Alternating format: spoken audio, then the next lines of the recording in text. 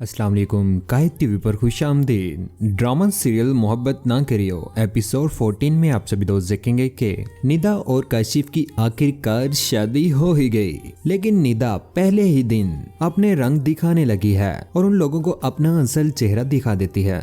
निदा अपने रूम से जैसे ही मुंह उठाकर निकलती है और सब उसका हुलिया देखकर हैरान रह जाते हैं, जिस पर काशिफ उसे कहता है कि मैंने तुम्हें कहा था कि चेंज करके आना, जिस पर निदा मुंह चढ़ाते हुए काशिफ से कहती है कि मैंने भी तुम्हें कहा था कि ये सब ड्रामे मुझसे नहीं होते। यहाँ पर मौजूद तमाम लोग निदा का ये रवैया देखकर बहुत ज्यादा हैरान रह जाते हैं और सोचते हैं कि निदा कैसी है, लेकिन निदा ने भी अब दिखाने हैं अपने ही रंग। फिर होगा निदा का बहुत बुरा अंजाम। जिस तरह से उसने दूसरों के साथ बुरा किया था, अब होगा उसके साथ भी बहुत ज्यादा बुरा। दूसरी जानिब आप सभी दोस्त देखेंगे कि रबिया कॉल करके असद को कहती है कि मेरे लिए तुम्हारे पास एक बहुत बड़ी खुशखबरी है, जिस पर असद पूछता है कि कैसी खुशखबरी। तो जवाब में वो कहती है कि आई एम प्रेग्नेंट। ये खबर सुनकर असद बहुत ज्यादा हैरान रह जाता है और परेशान हो जाता है, लेकिन वो बहुत ज्यादा खुश होती है। जिसके बाद आप देखेंगे कि वो फौरी तौर पर वापस जाने का फैसला करता है और इमरजेंसी में फ्लाइट एजेंट को कॉल करता है कि मैंने आपको कहा भी था कि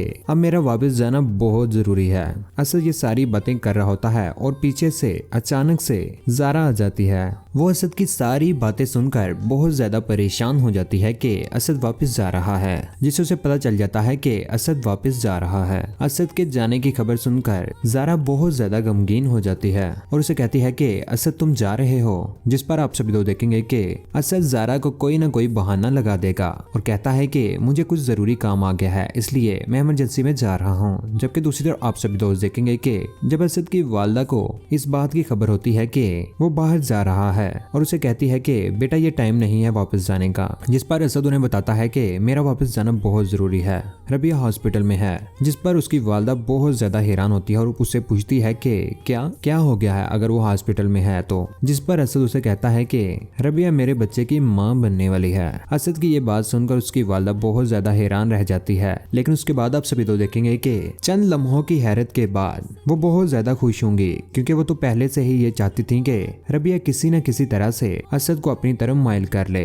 लेकिन दोस्तों क्या होगा जब जारा के सामने असद की हकीकत आएगी, उसका क्या होगा रिएक्शन? अपनी कीमती राय कमेंट सेक्शन में जरूर इज़हार कीजिएगा, वीडियो को लाइक कीजिएगा और हमारी वीडियो आप सब दोस्तों के साथ जरूर शेयर किया करें। चैनल पर अगर नए हैं चैनल सब्सक्राइब करने के बाद बेल का बटन जरूर दबाइएगा, उसका फायदा ये होता है फ्यूचर में हम वीडियो डालेंगे आप तक जल्द पहुंच जाएगी। अपना ख्याल रखिएगा, दुआ में याद रखिएगा। अल्लाह हाफिज।